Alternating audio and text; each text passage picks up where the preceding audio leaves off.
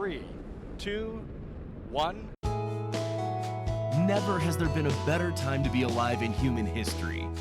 If you're not feeling it, you must discover why.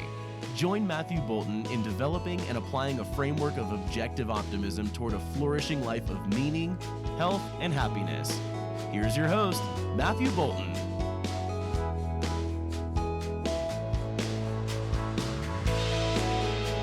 Hi everybody, welcome to Mr. Brightside. I'm Matthew Bolton, and welcome to part 2 of our Brightside News and Optimistic Opinions series, the last of this first edition anyway. To set up what we're doing here, particularly for those who did not hear part 1, but also as a good refresher for those who did, allow me to offer a replay of the intro from last episode. Life is good, you hear me say. Never has there been a better time to be alive in human history, says voiceover guy in the intro to this show. And I mean it. I know we get inundated with fear-inducing, catastrophic predictions about the future, which never seem to come to fruition, and day-to-day bombardments of turmoil and suffering and all sorts. But that's the nature of profit-seeking news. It's engineered to make it seem relevant and urgent to your life, right now. But is that the reality of it? An objective optimist does not deny or ignore such things, but he puts them in perspective. And I want to offer a bit of a break from the panic and highlight some of the stunningly wonderful events going on in our world. The kind of news that ought to dominate the headlines. This is the world I see, bask in, and look forward to most of the time. Now, I don't want to say every day, because even I lose perspective sometimes. Part of what this show is about is the inspiration and motivation to live our best lives. And that starts with appreciating the good that in actuality by far outshines the negative in the world. We just take it so much for granted, which is part of why we're all not as happy as we might be. But think, if the world were that much on the edge of Armageddon every day, as indicated by daily news headlines, we would not be here. Look around you right now. Probably pretty peaceful, and you likely expect a day much like the other similar days of the week you've lived recently and for the years you've been on this earth. You're likely in your home or car in comfort and security, without want from anything close to actual starvation or true peril. I mean, really slow down and look. It's so far away from any of that it's embarrassing to admit fear, really. But what makes all this security and abundance possible? It has everything to do with the stories I want to share with you today. Now, the biggest challenge for me here has been to delimit what I present to you. There are boundless stories of progress and innovation that furthers the years in our lives and the life in our years, so to speak.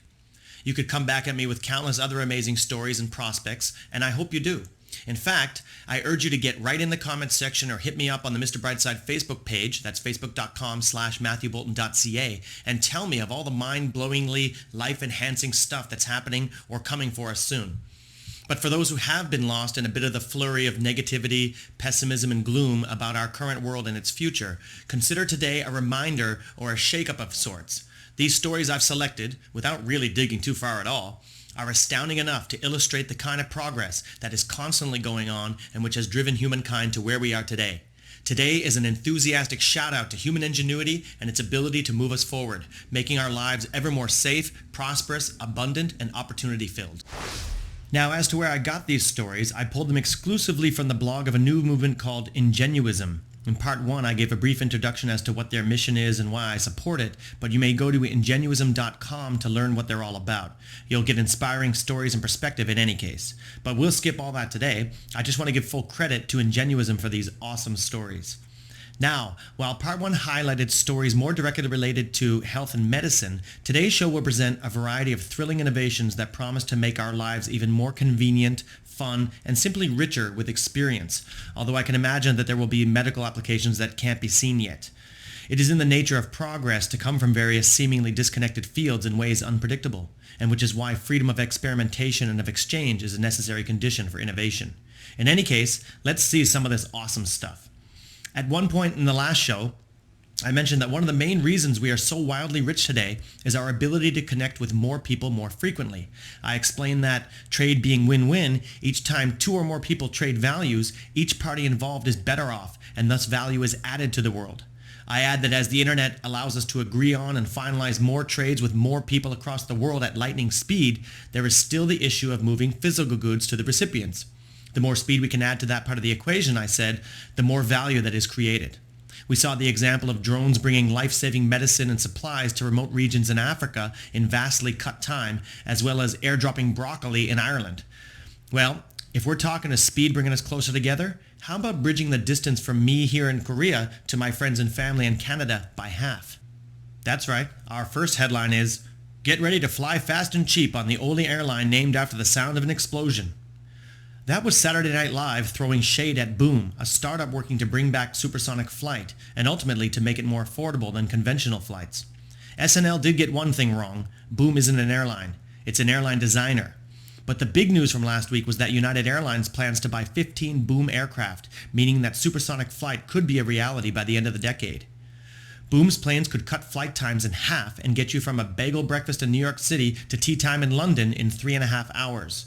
Catching a flight that quick hasn't been possible since 2003 when the iconic Concorde jet retired. 2029, the year we finally go back to the future. Now that's a brief presentation there, but allow me to highlight that those jets ordered by United Airlines are called Overture. Now get this. The price of a Concorde ticket, which was jointly operated by British Airways and Air France, was over 20 times higher than economy class tickets, which meant only the super rich could afford one. The cost of Overture tickets will be roughly the same as regular business class tickets.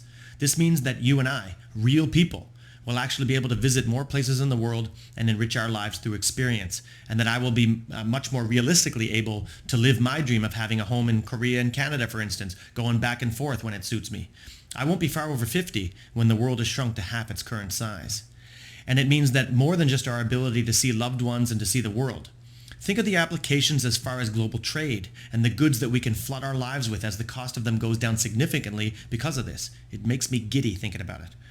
And you know, we really have to do better to appreciate and celebrate the people who make these kinds of life-enhancing blessings a reality. And I read an exciting and inspiring interview with Blake Scholl, the CEO of Boom Supersonic, in a recent edition of The Objective Standard, this quarterly journal I subscribe to here, and his passion and optimism impressed and heartened me greatly.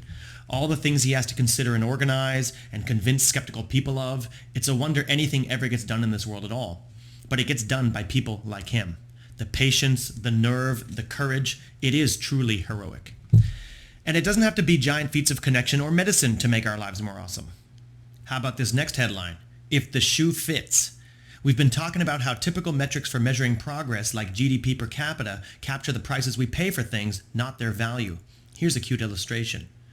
Atrex Worldwide Inc., Atrex, today announced Albert 3D Fit, a sleek and modern 3D foot scanner created to revolutionize the retail industry by making 3D fit technology available to stores of all sizes. Offering the most innovative technologies at a fraction of the cost of competitors, this scanner can calculate customers' 3D foot measurements in less than 10 seconds with accuracy up to 1 millimeter. It features Atrex's Fit Genius trademark AI platform, which matches customers' unique foot profiles with their ideal footwear styles and sizes to provide personalized footwear recommendations that can be accessed across a retailer's digital shopping platforms after leaving the store. You're going to pay for shoes one way or the other, but the ability to pick up shoes that fit perfectly represents a huge benefit not captured by the price. And I'll add now, if you go into a department store, you're limited by what they have there to try. If you buy clothes online, you chance a bad fit. For shoes online, for example, I sometimes err on the side of too big to make sure I can get in them, but then I might regret that I could have gone for what I thought was my actual size. You get better at guessing as you go, but this technology now makes it a sure shot. You combine more than just a perfect fit. You get a custom fit while still getting to shop through the infinite selection on the retailer's digital platforms. Like, if we talk about us being spoiled, which is essentially what I'm saying on the intro to the show, that we get caught taking our safe and abundantly easy material lives for granted and thus defraud ourselves on the spiritual and emotional side, this is a great example. The main reason rich people's clothes look better than poor people's is fit. The right fit makes the same piece on the same person look elegant versus frumpy. But it costs something to get custom fit. But now, with the help of some brilliant entrepreneurs, the cost is removed, and we might all have the custom fit that only the rich enjoy today, or some of us only by chance or when we treat ourselves. When this becomes a normal part of life in a few years, people will be complaining when something doesn't hug them perfectly, as if some kind of divine right. You know, I can't wait until they modify it to scan our upper and lower bodies. Imagine custom fit pants, shirts, jackets. See? I'm getting greedy already. Okay, then our next headline. Big Blue goes small. IBM just unveiled its 2-nanometer chip-making technology. The technology could be as much as 45% faster than the mainstream 7-nanometer chips in many of today's laptops and phones, and up to 75% more power efficient, the company said. That's utterly mind-boggling. For comparison, a sheet of paper is 100,000 nanometers thick, and a strand of DNA about 2.5 nanometers. Expect to see breakthroughs in everything from video quality to language processing to AI efforts such as battery technology and drug discovery. And for my own comment now, this stuff just gets me really excited because I know it will just make things possible for me that are unavailable to even the rich today, or unimaginable to them. Possible for me, for all of us. This is the method of equality I wish to see, not in taking things away from the rich, but in adding more and more for everyone. Too many of our ideas about dealing with inequality are mired in destruction of wealth, not in creation. But we can rid ourselves of such evil ideas if we first appreciate this ever-increasing bounty and drop the scarcity mindsets holding progress back. Okay, so speaking of unavailable or unimaginable to even the rich, the next headline is The Future of Color. TVs went from black and white to color in the 1950s. Since then, the pictures have become sharper, the screens wider and flatter. But color is color, right? Wrong. Turns out everyone's favorite movie studio, Pixar, has plans to revolutionize the way we enjoy color too. In a riveting piece for Wired, author Adam Rogers heads over to Pixar's offices to view a cut of Inside Out, different from the one we're all familiar with. The story is the same, but the color? The red archway around the staircase is the most vivid red I've ever seen, and when joy and sadness start walking down the stairs, the edges of the screen disappear. The room, the world, is nothing but black except for the stairs. The balloons of Bing Bong's prison look unearthly, like a Jeff Koons dog with eldritch powers. I want to say 60% of this frame is outside the gamut of traditional digital cinema, Glynn says. We have a version of this film that has been creatively approved and built for exhibition on televisions that don't exist yet. You can see them only if you saw Inside Out in a fancy-pants Dolby-equipped theater.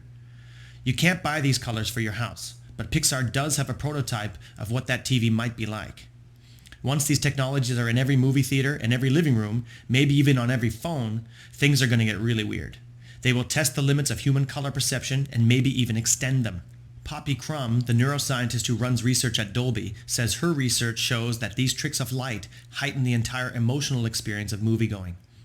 As exciting as advances in health and computer technology and space travel are, there's something uniquely inspiring about the fact that we live in a world where great minds can take something that seems impossible to improve and make it better. And for my part, I've got nothing to add here, guys. So let's just move on to the next headline. Space Jam. To make progress in space exploration, affordability is king. Elon Musk has focused on reusable rockets. Another startup is focusing on 3D printed rockets. Venture backup startup Relativity Space, which aims to build the world's first fleet of 3D printed rockets, said on Tuesday it has raised $650 million from a raft of new investors. Long Beach, California-based Relativity, which has grown its headcount fourfold in little over a year, promises boosters built almost entirely by colossal 3D printers that can crank out a full-scale rocket in just 60 days. Such automation is vital to human ambitions to colonize Mars, Relativity's CEO Tim Ellis said. 3D printing is the holy grail that will enable that future, Ellis told Reuters ahead of the announcement. 60 days. In a world where it can take 6 months to get your kitchen remodeled, that's incredible. And again, with nothing to add on that last one, let's move on to the next one. Where is my flying car? The New York Times profiles the state of the flying car industry. And, oh, by the way, there actually is a flying car industry. Mr. Leng's company, Opener, is building a single-person aircraft for use in rural areas, essentially a private flying car for the rich, that could start selling this year. Others are building larger vehicles they hope to deploy as city air taxis as soon as 2024, an Uber for the skies. Some are designing vehicles that can fly without a pilot. While there are still plenty of technological problems to solve, advances in battery technology are high on the list, many of the challenges ahead aren't technical, they're regulatory. Skipping over the details, but it is unclear how quickly this will progress. The post adds, "There's no question that safety is an important value, but so is progress. Government policy setting clear safety targets for new technologies would allow entrepreneurs to race toward them, rather than wade through years of uncertainty. We should not tolerate anything less than that." Now, I, of course, concur. This goes to what I'm always talking about here regarding context and an integration of values. There is no such thing that is a value outside of a context, and safety is no exception. We can talk about safety being priority number one, but it isn't. Even companies who say that don't really mean it's the top priority. The successful creation of their product or service is, and it ought to be. And they try to optimize safety within that greater context. For each of us, our own lives is what we're really after. And even then, not only that, we're not talking mere survival. We want to flourish, living the most optimal lives we can with our limited time on Earth. including working to prolong that limit. This higher context value helps us arrange all of our lesser values, including safety. We can't protect ourselves to the extent that it actually stops us from living, which is wholly unsafe. At one point, we do step out in the world and act. Safety, then, is only a value within the greater context of a healthy, thriving life. And this is part of an optimistic view of the world. Risk is inherent in life, but how can we best manage risk while optimizing rewards? This is a question each individual must answer for themselves, but it starts with recognizing that the world is full of exciting opportunity, not with an exclusive focus on what might go wrong. And since preparing the notes for this show, Ingenuism has published an excellent post called Ingenuism and the Precautionary Principle, in which they articulate a rational approach to risk assessment that optimizes progress while appreciating and minimizing risk. And that does conclude the stories I have for you in this Brightside News series. Now, before my final word, let me please ask you to ask me about some of the things I've discussed today and last episode. I mean, you can learn for yourself more on the details of the stories, but as to my own commentary and assessment of the stories, do you have anything to challenge me on that, to add to it? How can your perspective inform my thinking? I'm anxious to learn. As well, I would hear more stories of progress on whatever scale. Nothing goes unappreciated in my world, including 3D foot scanners and custom fitting shoes. What have you heard that you're looking forward to in the world? Please share any of that and questions and comments in the comments section where you're listening now, or on the Mr. Brightside Facebook page, facebook.com/MatthewBolton.ca. As well, I'll thank you very much if you'd share this episode to anyone you think would find any value in it. Enough of the pessimistic headlines. Let's spread the excitement around, guys. Thank you. And now for a final optimistic word. Many of us believe that the world's going to hell and everyone's an idiot because that's who we see in the news and in those who are most vocal in the media we consume.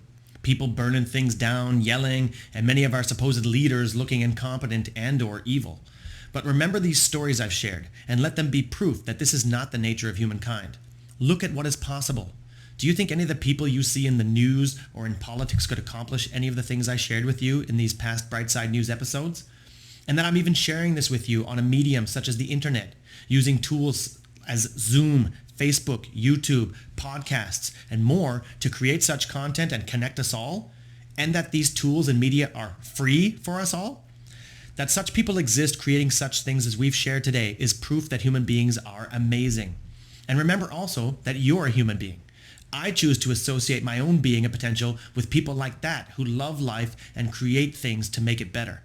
Yeah, there is lots of hysteria in the modern world, but it's actually for the most part people like you and I setting up peacefully each day to improve their lives for themselves and for those they love. And thanks to some ambitious superheroes and their great work, such as we've highlighted these past couple episodes, it's getting easier and the prospects more exciting for all of us. So calm down, register that that's true, and think, what should I focus on today? Because whoa, what a world we live in. I'll see you guys next time. Mr. Brightside, your time out to refresh, refuel, and refocus your mind and energy toward building an optimistic framework for flourishing. Life is good. It's up to you to choose the bright side.